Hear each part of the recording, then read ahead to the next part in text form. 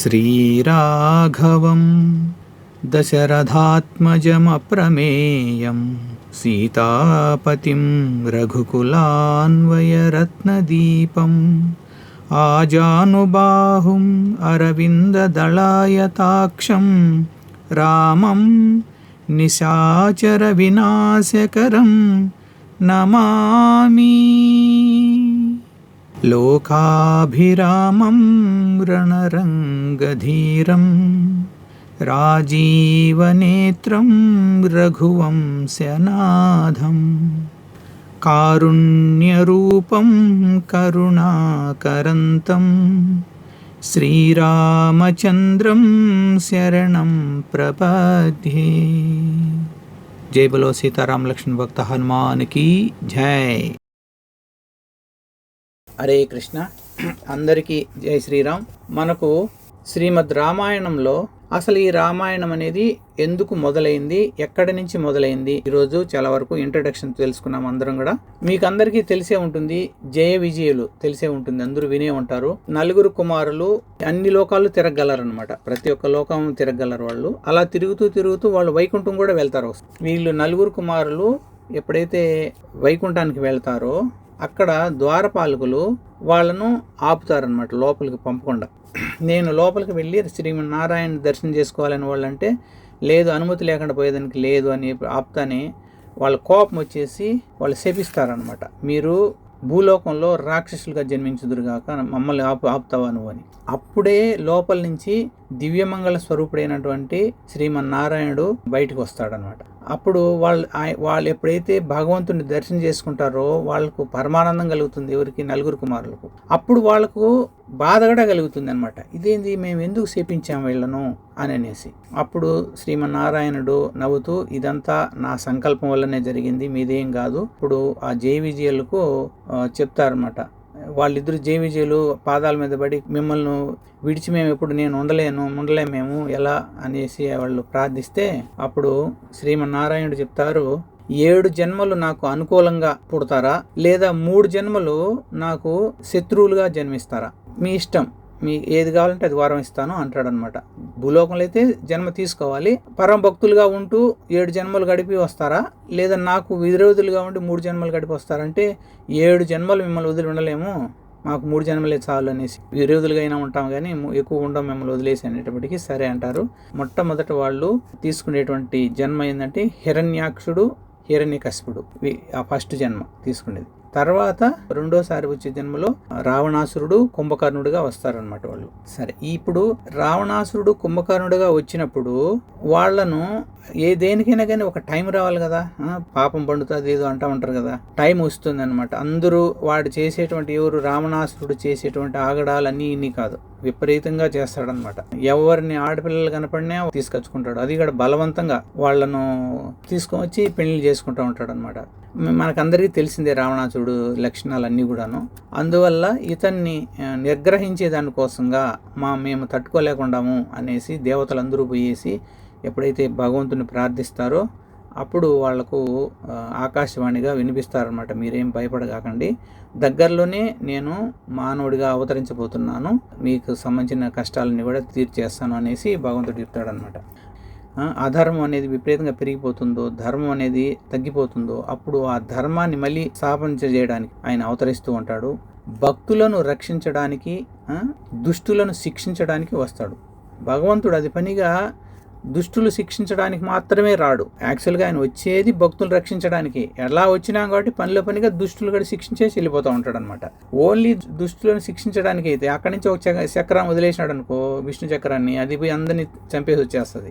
అట్లా కాదు, భగవంతుడికి భక్తులతో కలిసి ఉండడం అంటే అంత ఇష్టం, భక్తులతో కొంతసేపు గడపడం అంటే అంత ఇష్టం. అందుకే మనం అందరం కూడా భక్తి మార్గంలోకి ఎందుకు రావాలి అంటే భగవంతుడితో మనకుండే సంబంధం ఎస్టాబ్లిష్ అవుతుంది. అప్పుడు మనకు ఆత్మానుభూతి, ఒక రకమైనటువంటి శరీరం పులకరింత వస్తుంది అన్నమాట. భగవంతుడి గురించి వింటూ ఉన్నా, భగవంతుడి గురించి మళ్ళీ అందరూ చెప్పుకుంటూ ఉన్నా, ఆయన గురించి చదువుతూ ఉన్నా, ఆ లీలలు వింటూ ఉన్నా మనకు ఒక రకమైనటువంటి ఆనందం కలుగుతుంది అనమాట. అది మాటల్లో వర్ణించలేం. కాబట్టి అలా భగవంతుడు ఎందుకు అలా వస్తుందంటే భగవంతుడికి ఇష్టం భక్తులతో గడపడం అనేది.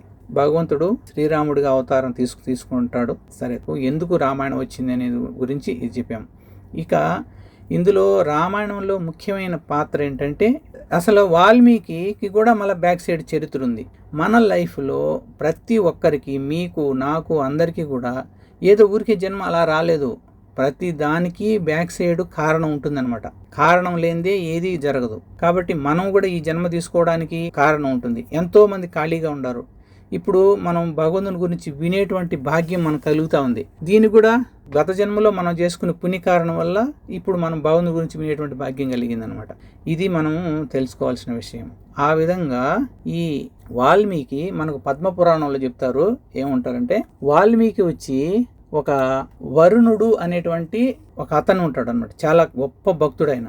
4 కుమారులు అన్నాం కదా, వాళ్ళు ఎంత గొప్పవాళ్ళు మనకు తెలుసు కదా. వాళ్ళు అనుకుంటే ఎక్కడికైనా వెళ్తారు కదా. ఆ 4 కుమారులు ఈ వరుణుడు వాళ్ళ ఇంటికి వస్తాడనమాట. వాళ్ళు భగవంతుడి గురించి చర్చించుకుంటా ఉంటారు. మనము భాగవతం చూసినప్పుడు చాలా చాలా వృత్తాంతాలన్నీ కూడా నారద మహర్షిన వచ్చి డిస్కషన్ చేస్తూ ఉంటారు. ఈ 4 కుమారులైనా వచ్చి డిస్కషన్ చేస్తారు. లేకపోతే నవయోగీంద్రులైనా వస్తారు. ఇట్లా ఎవరెవరు గొప్ప గొప్ప వాళ్ళు వచ్చి భగవంతుని గురించి డిస్కషన్ చేస్తారు. కృష్ణ భగవాన్ గురించి కానీ, లేదా విష్ణు భగవాన్ గురించి కానీ, శ్రీరామచంద్రుడి గురించి కానీ, ఇలా భగవంతుని యొక్క అవతారాల గురించి, వాళ్ళు చేసినటువంటి గొప్ప కార్యాల గురించి చెప్పుకుంటూ వెళ్తూ ఉంటారన్నమాట. ఆ విధంగా ఈ 4 కుమారులు వచ్చేసి వరుణుడు అనే వాళ్ళ ఇంట్లోకి వచ్చేసి వాళ్ళు భగవంతుని గురించి చర్చాగోష్ఠి చెప్తూ ఉంటారు అనమాట. భగవంతుని గురించి చెప్పుకుంటూ ఉంటారు. ఆ టైంలో ఈ వరుణుడి యొక్క కుమారుడు హరితుడు. ఈ హరితుడు ఏం చేస్తాడంటే చిన్న పిల్లవాడు, అతను 5-6 సంవత్సరాలు అలా ఉంటాయి. అతను ఒక నెమలి తీసుకొని ఆ నెమళ్ళు అరుస్తూ ఉంటే ఇతను గట్టిగా అరుస్తూ అట్లా ఎక్కువ గోల చేస్తూ ఉంటారు. అప్పుడు తండ్రి వచ్చి చెప్తాడు, దూరంగా వెళ్ళు, మేము డిస్కషన్ చేసుకుంటున్నాము, ఇబ్బంది కలుగుతుంది మీ రచ్చతో, దూరంగా పోండి అంటే కొంచెం అటు పోయినట్టు పోతాడు. మళ్ళీ వచ్చి మళ్ళీ రచ్చ చేస్తూ ఉంటాడు. ఈ 4 కుమారులు చెప్పినా కానీ వినడు. మళ్ళీ రచ్చ చేస్తూ ఉంటే కోపం వచ్చి ఈ 4 కుమారులు సేవిస్తారు అతన్ని, ఆ అబ్బాయిని. నువ్వు ఒక చండాలుడిగా పుట్టుతావు అనేసి శాపం ఇస్తారన్నమాట. యాక్చువల్గా ఇతను బ్రాహ్మణుడు. నెక్స్ట్ జన్మలో ఈ శాప ఫలితం వల్ల ఒక కోయి వాళ్ళు దగ్గర బ్రాహ్మణుడైనా కానీ కోయవాన్ని పెళ్లి చేసుకొని అట్లా, అంటే నిషాతుడు అంటారు చూసినావా, అంటే దాని పోయి వచ్చే వాళ్ళను కొట్టడము, వాళ్ళ దగ్గర దారి దోపిడీలు చేయడము, అవన్నీ లాక్కోవడము, ఒక నిషాదుడుగా ఉంటారు అనమాట. అలా కోయి వాళ్ళ దగ్గర ఎట్లాంటి తయారవుతాడంటే అతను వరుణుడు అనే అతను అంత గొప్పవాడు యొక్క కొడుకు ఎంత నీచమైనటువంటి ఇబ్బంది కలిగేటువంటి జన్మలోకి వచ్చేసాడంటే మనం ఊహించలేం. అంత క్రూరంగా తయారయ్యే వాళ్ళంటిగా వచ్చేస్తాడనమాట. కానీ గొప్ప వాళ్ళ యొక్క శాపం ఎప్పుడు కూడా వరంలాగానే తయారవుతుంది చివరికి. ఫస్ట్ అలా ఉన్నట్లు అనిపించినా కూడా గొప్ప వాళ్ళు ఎవరైనా శాపాలు ఇచ్చినట్టు చూడండి. మనకు దూరాస మహాముని ఒకసారి శాపాలు ఇస్తూ ఉంటాడు. ఫైనల్గా చూసేటప్పుడు కళ్యాణంగానే మారుతుంది. మనం గమనించినారంటే చాలా వరకు అన్నీ కూడా. ఆ విధంగా నారదుడు కొంతమంది శపించినట్టున్నది. మనం భాగవతంలో చదువుతాం. నలకూబర మణిగ్రీవులను శపిస్తాడు. కానీ ఫైనల్గా కృష్ణ భగవానుడు వచ్చి వాళ్ళిద్దరిని కూడా రక్షిస్తాడు, వాళ్ళకు అనుమతిస్తాడు. అట్లా గొప్ప వాళ్ళు శపిస్తే అది చివరకు కళ్యాణంగానే మారుతుంది. అంటే ఇప్పుడు ఇతను శపించిన దానివల్ల ఒక నిషాదుడిగా పుట్టినప్పటికీ కూడా ఫైనల్గా ఏమవుతుందో మనం చూద్దాం. ఎప్పుడైతే నెక్స్ట్ జన్మలో అతను ఈ నిషాదుడిగా చేసి దారిపోయే వాళ్ళందరినీ ఇబ్బంది పెడుతూ వాళ్ళ దగ్గర నుంచి అంతా లాక్కొని ఎత్తుకొని ఇంటికాడ తన భార్య పిల్లలకు ఇచ్చి వాళ్ళందరూ ఆనందపడతా ఉంటే ఇతను ఆనందపడతా అలా గడుపుతాడు. ఒకరోజు ఏమవుతుందంటే కొంతమంది సాధువులు వెళ్తూ ఉంటే ఎవరు ఈ నిషాదుడు వచ్చి వాళ్ళను, సార్ మీ దగ్గర ఉండేదంతా నాకు ఇచ్చేసేయాల, ఏమేమి ఉండదో మొత్తం తీసి ఇచ్చేయండి అంటాడు. వాళ్ళు ఏమంటారంటే మేము ఏదో తీర్థయాత్రలకు పోయేవాళ్ళు, మా దగ్గర ఏముంటుంది అని అంటే, లేదు తీర్థయాత్రలకు డబ్బు లేకుండా ఊరికి ఎందుకు పోతారు, నాకు తెలుసు, ఇస్తావా లేకపోతే మిమ్మల్ని ఇది కత్తితో పొడిచేసేయమంటావా అనేసి కత్తి తీస్తాడు. కరెక్ట్గా అదే టైంలో టైం చూసుకొని వస్తారు కదా, అదే టైంలో నారద మహర్షి వచ్చేస్తారన్నమాట అక్కడికి. అప్పుడు చూడండి, నారద మహర్షికి ఒక గొప్ప గుణం ఉంది. మనోళ్ళందరూ నారద మహర్షిని కొంచెం అలా ఇలా మాట్లాడడము, ఏదో కలహాలు పెడతా ఉంటాడని అలా ఇలా అంటారు. కానీ మనకు స్పిరిచువల్ అంటాం కదా, ఆధ్యాత్మికంగా ఉండే వాటిల్లో అత్యంత గొప్పవాళ్ళుగా చెప్పుకుంటే నెంబర్ 1 ఉంటాడనమాట. ఎవరు? నారద మహర్షి. నారద మహర్షి లేని కథే ఉండదు స్టోరీయే ఉండదన్నమాట. అంత గొప్పవాడు అనమాట. మనం తెలియక మనం ఏదో మాట్లాడుతూ ఉంటాం. అందువల్ల అంత గొప్పవాళ్ళు ఏం చేస్తారంటే, అంత గొప్పవాళ్ళు వచ్చినప్పుడు వాళ్ళ పవర్ వల్ల ఎదుటుగా ఉండేవాళ్ళు ఇప్పుడు చూడండి, ఎగ్జాంపుల్ చెప్తాను. సృష్టి అంతా భయపడతా ఉంటుంది హిరణ్యకశిపుడు చూసి. కానీ హిరణ్యకశిపుడు దగ్గరికి నారద మహర్షి కూడా పోతాడు.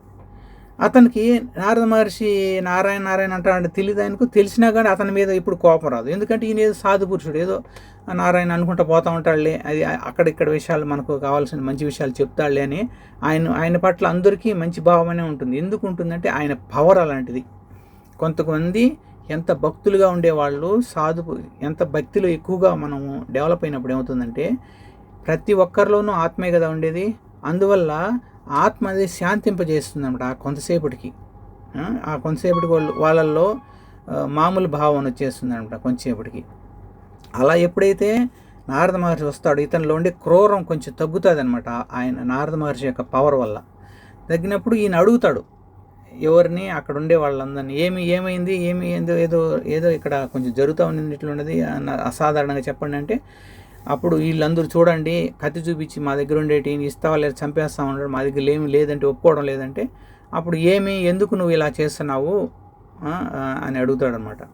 నేను నా భార్య పిల్లలను పోషించే దానికోసంగా నేను చేస్తూ ఉంటాను అనేసి, కాబట్టి వీళ్ళ దగ్గర ఉండేటిని నాకు ఇవ్వమని చెప్తాను, నేను ఇచ్చితే నేనేం పొడసను కదా, ఇచ్చేయమని చెప్పు అంటాడనమాట.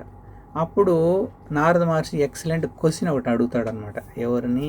ఈ నిషాదుడిని. ఏమడుగుతాడంటే, నువ్వు చాలా గొప్పవాడు, నువ్వు చూడు ఎవరికైనా సరే వాళ్ళు ఎలాంటి చేసిందినా నువ్వు చేసింది కరెక్టే అని అన్నప్పుడు, అప్పుడు తర్వాత చెప్పే విషయాన్ని వాళ్ళ మైండ్లోకి ఎక్కుతుంది.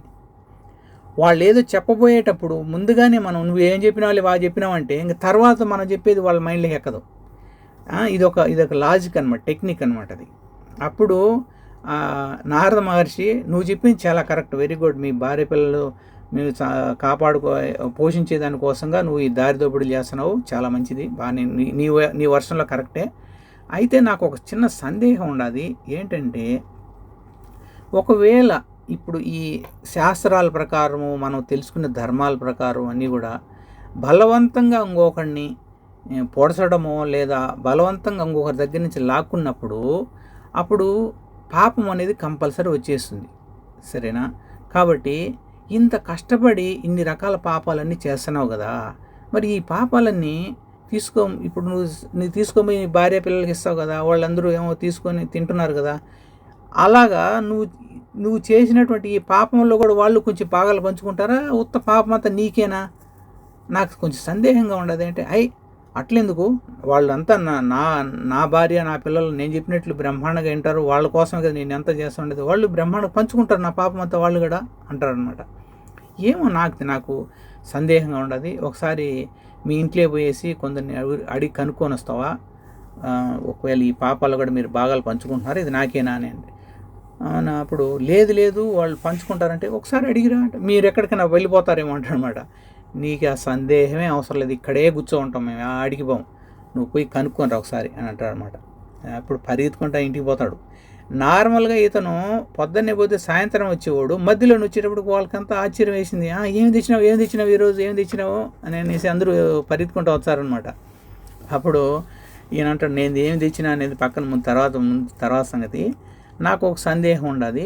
ఇప్పుడు నేను ఈ దారి దోపిడీలు ఇవన్నీ చేస్తూ ఉన్నాను కదా, చేసినప్పుడు నాకు పాపం వస్తుంది కదా, ఈ పాపాన్ని మీరు కూడా పంచుకుంటారు కదా, నేను పంచుకుంటారు కంపల్సరీగా, అదే అడుగుదామని వచ్చినా అంటే, అప్పుడు వెంటనే వాళ్ళు అంటారు, మేమెందుకు పంచుకుంటాం, భార్య పిల్లలు పోషించే బాధ్యత నీది, నిన్ను ఏమైనా దారి దోపిడీలు చేసి కూనీలు చేసి చంపుకొని తీసుకొచ్చి మమ్మల్ని పెట్టమని చెప్పినావా? నీ భార్య భర్తలు పోషించాల్సిన బాధ్యత నీది, మేము పాపాల్లో మేమెందుకు పెట్టుకుంటాం అంటారు అన్నమాట వాళ్ళు. పోయి తల్లిదండ్రులు అడుగుతారు, తల్లిదండ్రులు కూడా నిన్ను పెద్దవాడిని చేసేంతకు మేము పోషించినాము, ఇప్పుడు మేము పెద్దవాళ్ళు అయినప్పుడు మా అమ్మలు చూడాల్సిన బాధ్యత నీది, నీ పాపని వెళ్తా నాకేం పని ఉండదు అంటారు వాళ్ళు. అప్పుడు ఇతనికి రియలైజేషన్ వస్తుందన్నమాట. బాగా ఏ ఊరికైనా కానీ ఒక టైంలో రియలైజేషను లేదా పరివర్తన మనిషిలో చేంజెస్ అనేది ఒకసారిగా రావడాలంటే ఏదో ఒక స్ట్రాంగ్ అయినటువంటి దెబ్బ తగలాలి మనకు ఆ మనసు పైన కానీ అలా అప్పుడు అందరిలో చేంజ్ వస్తుంది అనమాట. అలా ప్రతి ఒక్కరిలోనూ అలా చేంజ్ వస్తుంది. భగవంతుడు ఆ చేంజ్ అనేది ఎప్పుడు రావస్తుందో మనకు తెలియదు. అప్పుడు మన యొక్క లైఫ్ స్టైల్ మారిపోతుంది అనమాట. ఆ విధంగా ఇప్పుడు ఇతనికి స్ట్రోక్ తగిలిందనమాట. వెంటనే పరిగెత్తుకుంటా వెళ్ళేసి నారద మహర్షి యొక్క కాళ్ళ మీద పడతాడు. మీరు నా కళ్ళు తెరిపించారు అంటాడు. ఏమైంది? వాళ్ళు నా పాపాలు ఒక్కరు కూడా పంచుకోరంట, అంతా నాకే అంటున్నారు. నేను ఇన్ని పాపాలు చేశాను, మరి నా జన్మలో ఇప్పుడు నేను నా పాపాలన్నీ పరిష్కారం చేసేది ఎట్లా? మీరే నాకు దిక్కు అనేసి ఆయన నారద మహర్షి యొక్క పాదాలు పట్టుకొని వేడుకుంటాడనమాట. అప్పుడు ఆయన ఒక విషయం చెప్తాడు. ఏమంటే, సరే, నీకు ఇప్పటికైనా నీకు పరివర్తన వచ్చిన దానికి చాలా సంతోషము. కాబట్టి నేను ఒక మూల మంత్రాన్ని చెప్తా, దాన్ని నువ్వు స్మరిస్తూ ఉన్నావంటే నీకు పాపాలు పోతాయి, నువ్వు మంచివాడిగా తయారవుతావు అనేసి అంటే ఆయన ఏం చెప్తాడంటే రామ అని చెప్పు అంటాడు. రామ అని చెప్పమంటే అతనికి రామ అని చెప్పడం రాదు. రామ అని చెప్పమంటే రాలే. ఎన్ని మాటలు చెప్పినా రాలే. చూడండి, మనము భగవంతుడి యొక్క హరే కృష్ణ మంత్రం కానీ భగవంతుని యొక్క నామ మంత్రం కానీ చెప్పమంటే చాలామంది చెప్పలేకపోతున్నారు. అంటే ఎన్నో జన్మల పాపము మనకు తగులుకో ఉంటేనే చెప్పలేకపోయేది. టక్కని భగవంతుని నామం చెప్పగలుగుతున్నామంటే ఎంత సుకృతి ఉంటేనే వచ్చేది. అతనికి ఎంత పాప ఫలితం ఉండాలి చూడండి. రామ అనే పదం కూడా పలకలేకపోతాడు. అప్పుడు రోజు ఆయన ఒకటి మర తిప్పుతూ ఉంటాడు అనమాట, ఒక చక్రం తిప్పుతూ ఉంటాడు. ఆ చక్రాన్ని తీసుకొని చూపించి ఏమంటారు దీన్ని అంటాడు అనమాట. మర అంటాడు. మర ఓకే, మర అయితే అదే కంటిన్యూగా చెప్పు అంటాడు. రామ రామ రామ. ఆ మర అనేది రాను రామగా మారిపోతుంది అనమాట. అప్పుడు ఆయన ఏం చెప్తాడంటే కొన్ని లక్షల సార్లు ఎన్నో చెప్తారనమాట. మామూలు 12 లక్షలు 15 లక్షల సార్లు నువ్వు కంటిలో కూర్చొని రెగ్యులర్గా ఇది కంటిన్యూగా చెప్తూనే ఉండు అంటారనమాట. ఎప్పుడైతే ఆ తర్వాత వెళ్ళిపోతాడు ఆయన, ఎవరు నారద మహర్షి. ఇతను వెళ్ళి ఒక చెట్టు కింద కూర్చొని ఇంకా రామ పదం అంత చెప్తూనే ఉంటాడు అనమాట కంటిన్యూగా. చూడండి, మనకు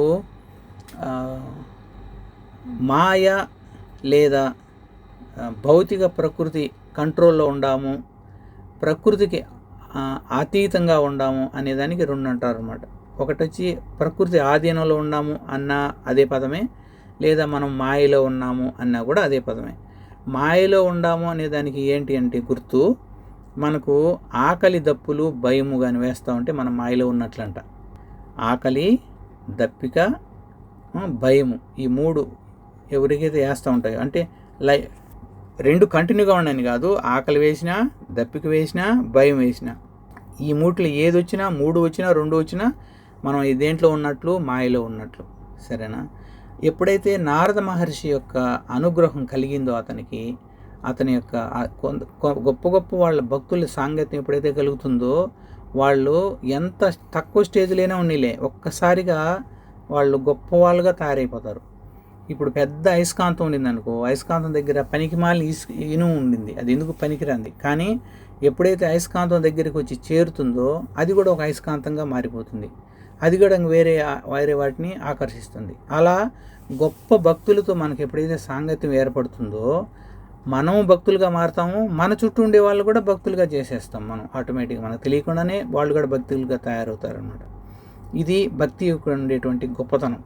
ఎప్పుడైతే నారద మహర్షి యొక్క సాంగత్యం అనేది ఆయనకు కలిగిందో, అప్పుడు ఆయన యొక్క ప్రభావం వల్ల ఆయనలో ఉండేటువంటి ఆ గుణాలన్నీ మొత్తం పటాపంచలైపోయి రామ మంత్రాన్ని తీసుకొని కంటిన్యూగా చేస్తాడు. అలా కొన్ని రోజులు పోయిన తర్వాత ఆయనకు ఆకలి దప్పికలు పోతాయి. ఆకలి వేయదు, దప్పిక వేయదు, భయం లేదు. అంతే, చెట్టు కింద అట్లే కూర్చొని చేస్తుంటే చుట్టుపక్కల పుట్టలు పెరిగిపోతాయి, చీమలన్నీ పుట్టలు కట్టేస్తాయి. కంప్లీట్గా మనిషి కనపడకుండా పోతాడు. లోపల ఏదో కొంచెం సౌండ్ నుంచి వస్తూ ఉంటాడు, లోపల నుంచి రామ్ అని. అప్పుడు కొన్ని రోజుల తర్వాత నారద మహర్షి తెలుస్తుంది ఇతను పవిత్రుడైపోయినాడు కంప్లీట్గా అనేసి. అప్పుడు వచ్చి ఓ నిషాదుడా అంటాడు. అప్పుడు మనం పిలిస్తే ఎలా పలకదు, కానీ ఎవరు పిలవాలని వాళ్ళు పిలిచినప్పుడు వినపడుతుంది. ఆయన లేచి వస్తాడు. పుట్టను వాల్మీకము అంటారంట. చీమలు పెట్టి పుట్ట అంటారు కదా, ఆ పుట్టను వాల్మీకి అని అంటారంట. ఆ పుట్టలో నుంచి బయటికి నడుచుకుంటూ వచ్చాడు కాబట్టి వాల్మీకి అని ఆయనకు బిరుదిచ్చి, నీవు ఇప్పుడు మహర్షిగా తయారయ్యావు, మహర్షికి ఉండాల్సిన లక్షణాలన్నీ నీకు వచ్చాయి అంటే వాల్మీకి మహర్షి ఈరోజు నుంచి నువ్వు అని చెప్పేసి ఆయన బిరుదిచ్చేసి వెళ్తారనమాట. వాల్మీకి మహర్షికి జై.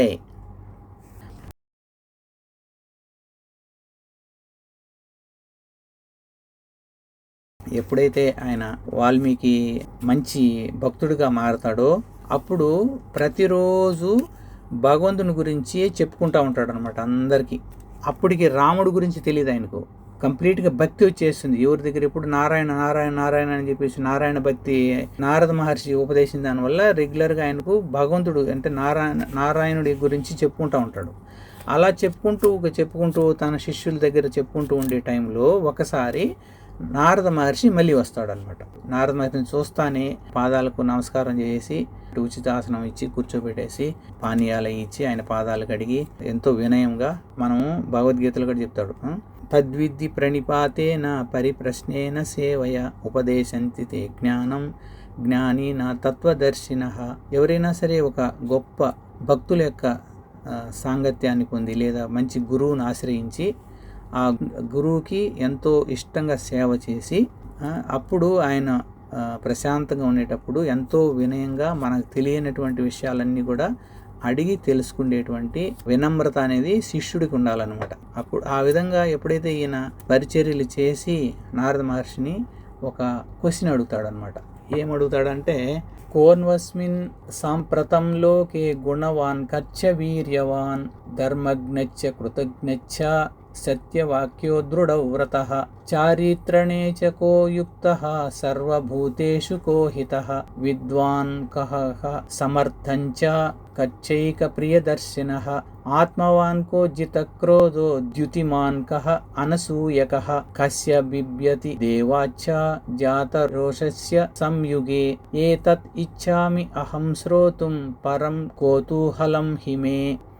ఇక్కడ ఏం చెప్తున్నారంటే, ఈ లోకంలో అంటే ప్రస్తుత లోకంలో ఇప్పుడు మీరు ముల్లోకాలన్నీ తిరుగుతూ ఉంటారు కదా, అన్ని లోకాలు అన్నీ మీకు బాగా తెలుసు కదా, కాబట్టి ఈ లోకాల్లో నాకు ఒక సందేహం ఉంది, ఎవరన్నా ఇలాంటి వాళ్ళు ఉన్నారా? ఎలాంటి వాళ్ళు అంటే వాళ్ళల్లో అత్యంత గుణం కలిగి ఉండాలి, మంచి సుగుణాలు కలిగి ఉండాలి, అదేవిధంగా మంచి పరాక్రమం కలిగి ఉండాలి, తర్వాత ఆయనలో అపారమైన ధర్మం కలిగి ఉండాలి, ధర్మాత్ముడై ఉండాలి, ధర్మం గురించి సర్వము తెలిసినవాడు ఉండాలి, ఎవరైనా కొంచెం మేలు చేసినా గుర్తుపెట్టుకునేటువంటి మంచి కృతజ్ఞతా భావం కలిగి ఉండాలి, అతను ఏదైనా ఒకటి చెప్తే అది ఎప్పుడు సత్యమే చెప్తూ ఉంటాడు, ఎప్పుడు అబద్ధం అనేది ఎప్పుడు అతని జీవితంలో చెప్పడు, అలా మంచి సత్యమైనటువంటి వాక్యం కలిగిన వాడై ఉండాలి. ఏదైనా ఒక మాట ఇస్తే ఆ మాట తప్పకుండా ఉండేటువంటి దృఢ నిశ్చయం కలిగిన వాడై ఉండాలి, మంచి చరిత్ర కలిగిన వాడు ఉండాలి, మంచి శీలం కలిగిన వాడై ఉండాలి, తర్వాత బుద్ధిలో అతనికి సాటిన వాడు ఇంకొకరు ఉండకూడదు, అంటే ఇంటెలిజెంట్ అనమాట, బుద్ధిలో అంత గొప్ప బుద్ధిమంతుడై ఉండాలి, అదేవిధంగా జ్ఞానంలో సర్వవేదాలు తెలిసినటువంటి అంత గొప్ప జ్ఞానం కూడా కలిగి ఉండాలి. ఒకసారి ఆయన చూస్తానే మళ్ళీ ఇంకా చూస్తామా, కొంతమంది చూడండి మనం ఎవరిన చూసినామంటే మళ్ళీ ఇంకా కొంతసేపు చూద్దామా అని అనేట్టుగా ఉంటారనమాట. అంత ఆకర్షణీయంగా ఉండాలి. తర్వాత ఆత్మ నిగ్రహం కలిగి ఉండాలి.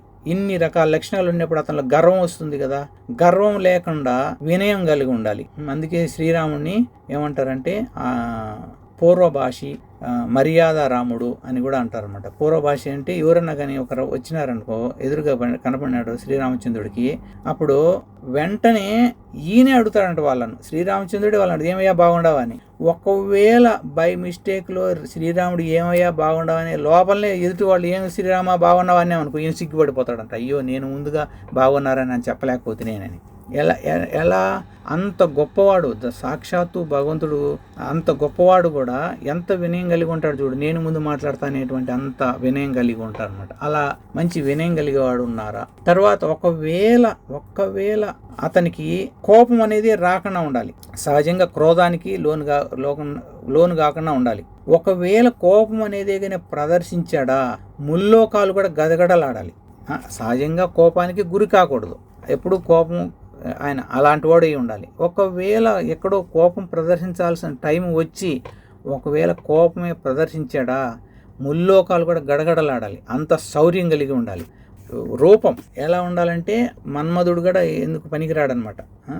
కందర్పకోటి కమనీయ విశేష శోభం గోవిందమాది పురుషం తమహం భజామి. కందర్ప అంటే మన్మధుడు, కందర్ప కోటి అంటే కోటి మన్మధులు కలిగడ ఆయన కందానికి సాటి రాడు. కందర్ప కోటి కమనీయ విశేష శోభం, అంత ఎక్సలెంట్గా ఉండేటువంటి వాడు అనమాట ఆయన రూపం.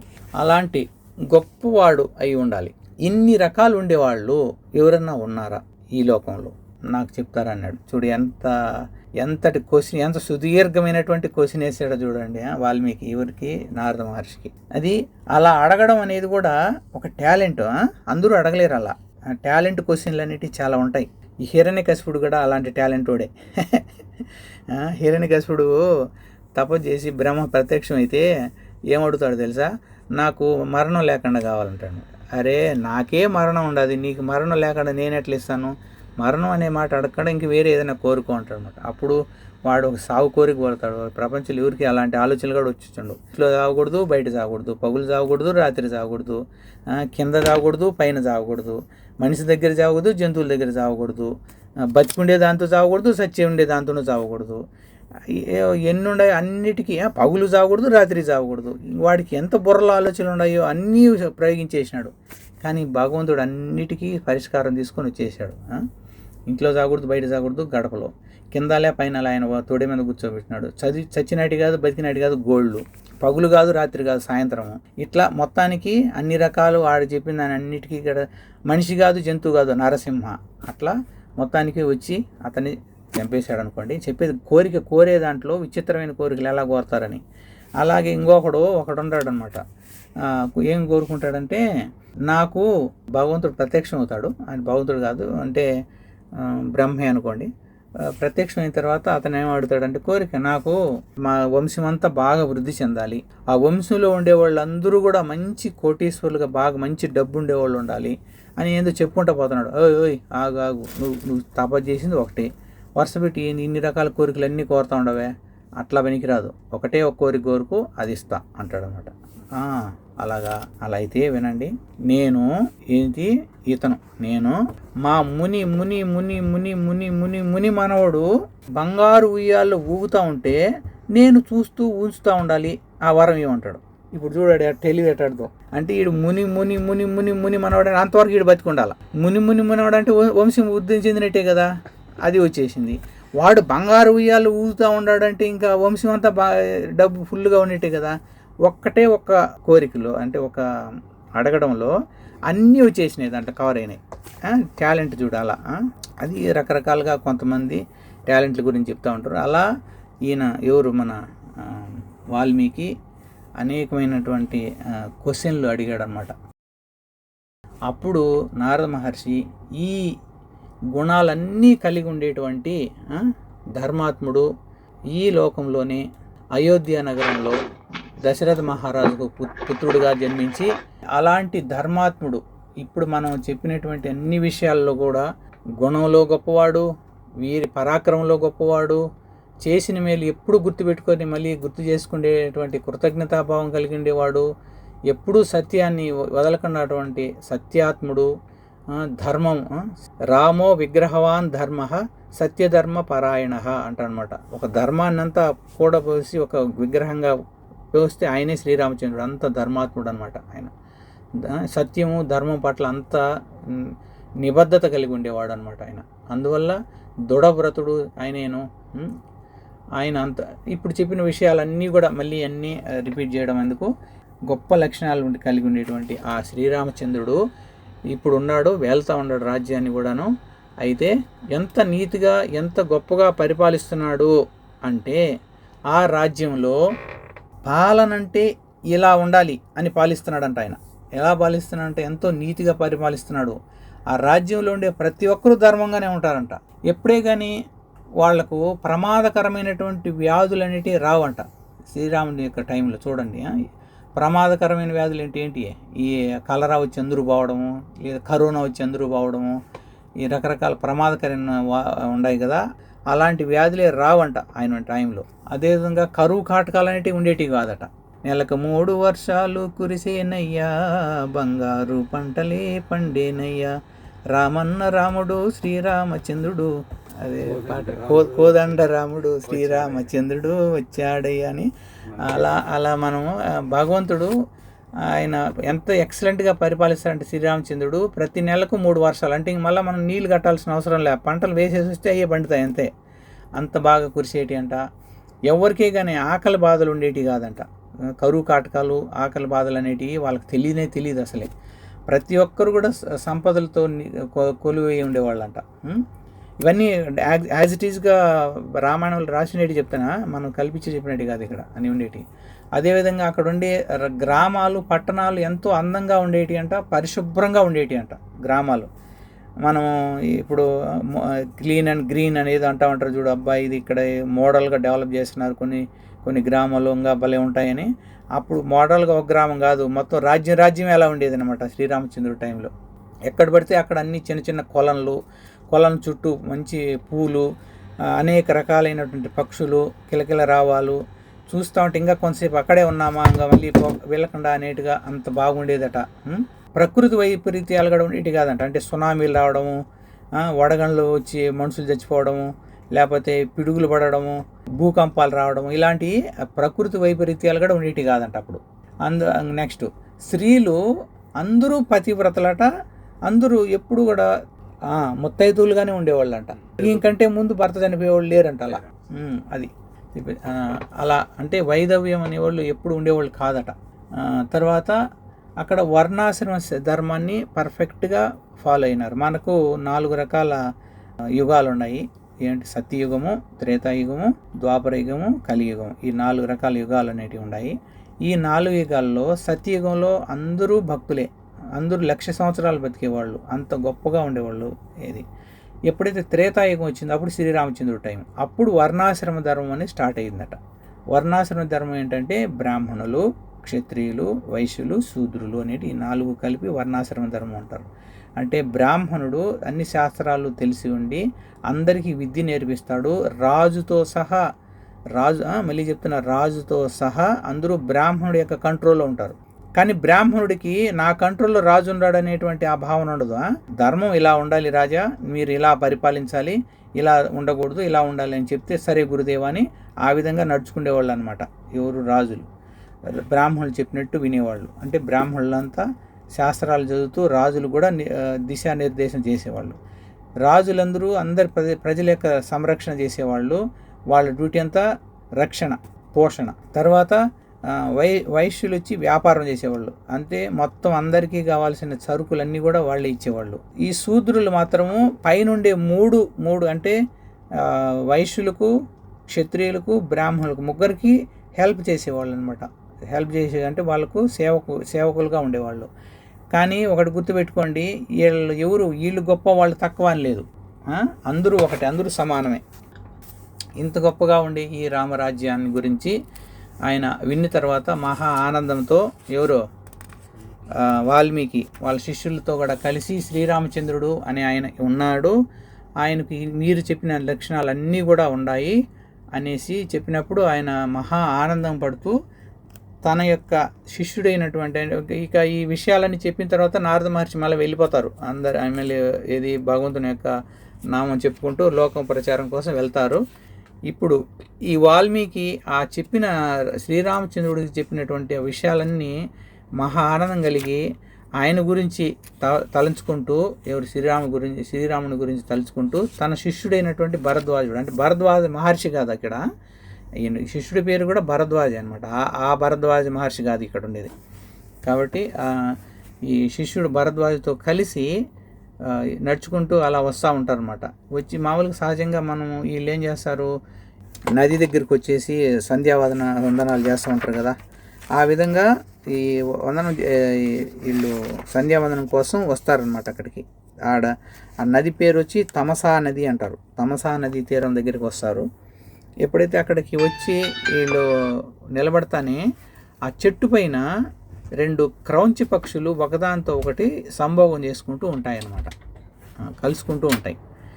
ఆ టైంలో ఎప్పుడైతే అవి వచ్చాయో ఆ టైంలో ఏమవుతుందంటే ఈ ఒక నిషాదుడు అంటే ఒక బోయవాడు ఏం చేస్తాడంటే ఆ మగ పక్షిని బాణం పెట్టేసి కొట్టేస్తాడు.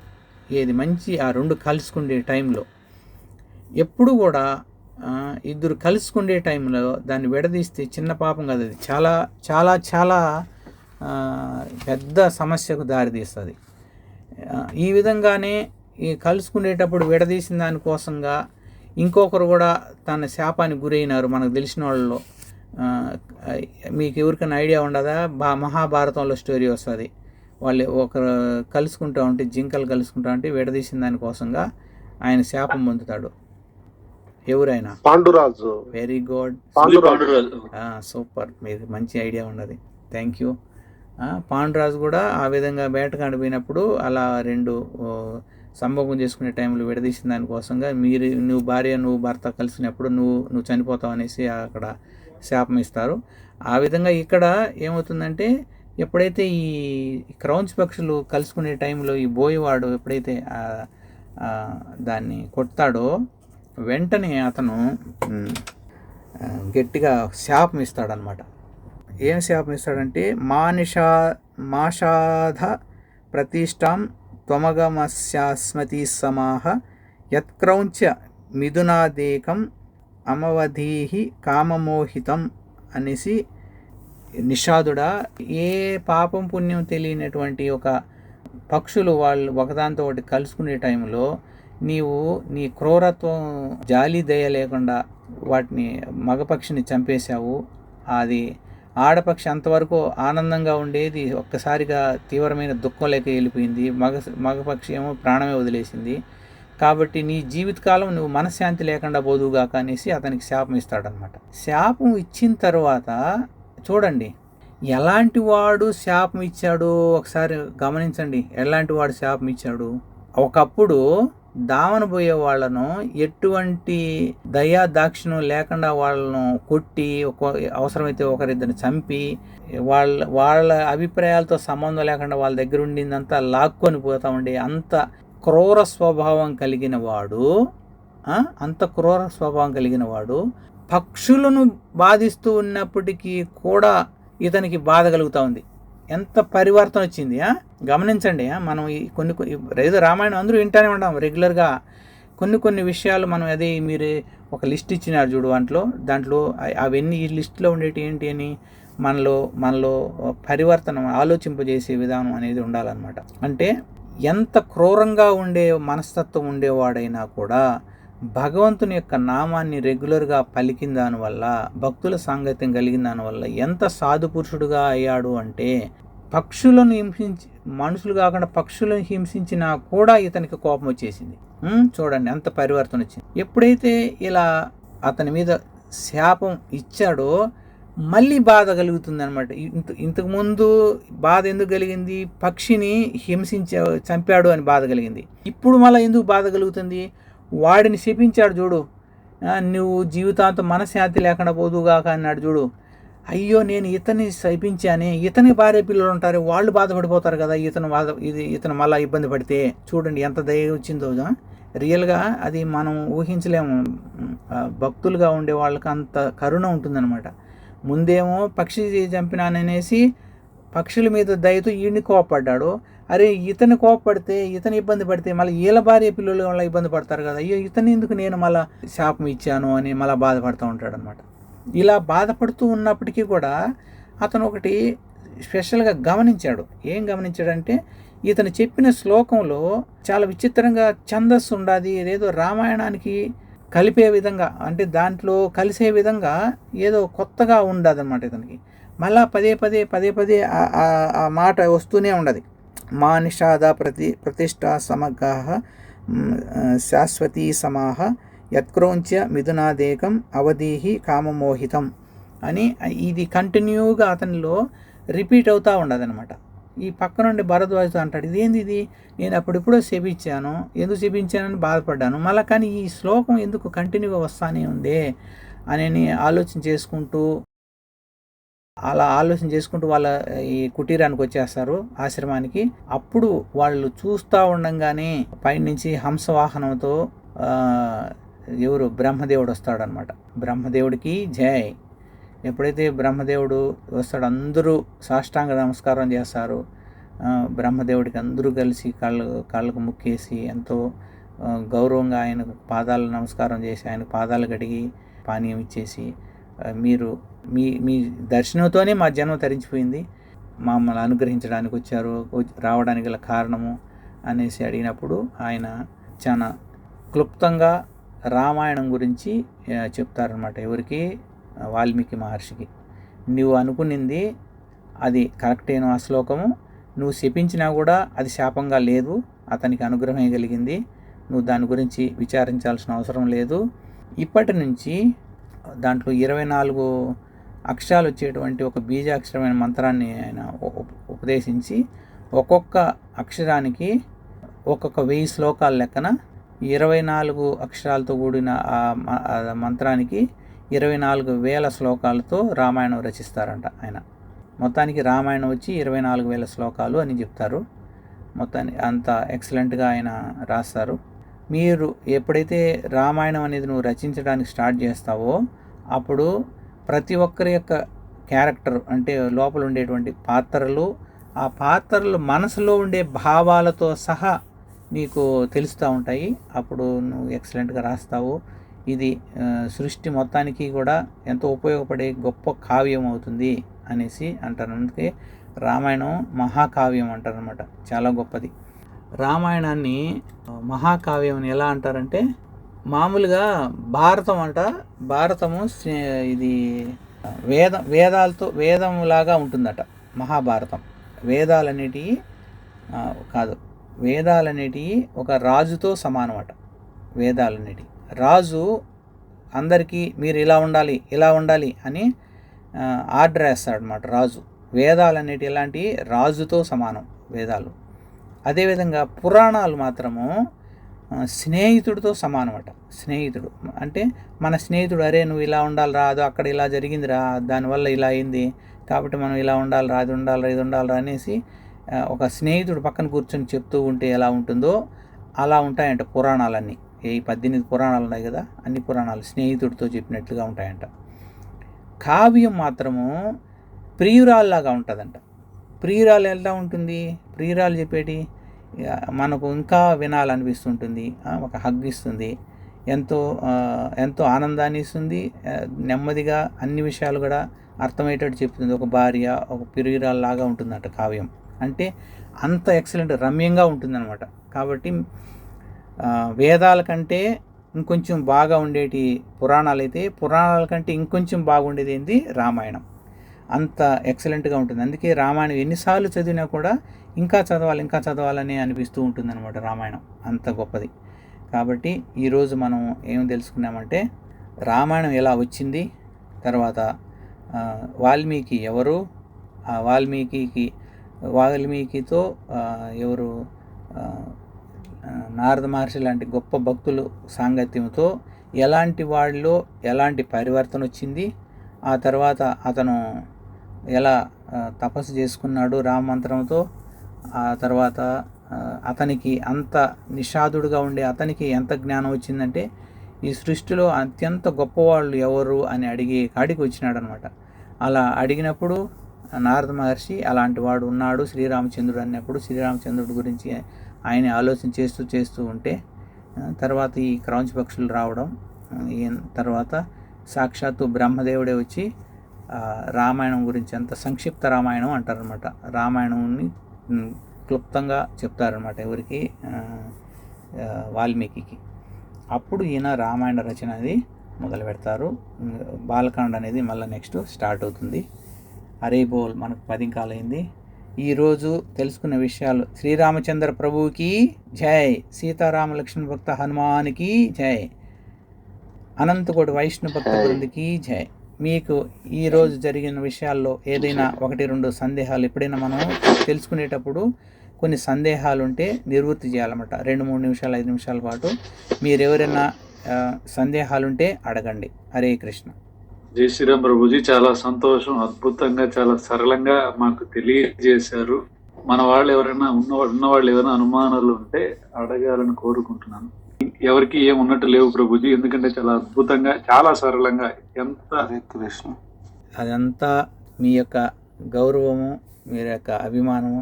ప్రభుజీ మనం ఆ, భక్తి మార్గంలో ఉండేటప్పుడు మనకంటే పూర్వీకులు మనం ఏం విన్నామో అదే చెప్తున్నాం, కానీ మనది ఏమి లేదు. నాకంటే అసలు నేను చెప్పే మా గురువుదేవులు చెప్పిన దాంట్లోంచి కాలు భాగం కూడా కాదు కదా, ఒక 2 పైసలమైన కూడా చెప్పలే నేను. ఏమంటే ఏదో భగవంతుడి కృప అంత జరిగింది చెప్తున్నాం అన్నమాట. మా గురుదేవులు ఎక్సలెంట్గా చెప్తారు, ఇంకా బాగా. హరిబోల్.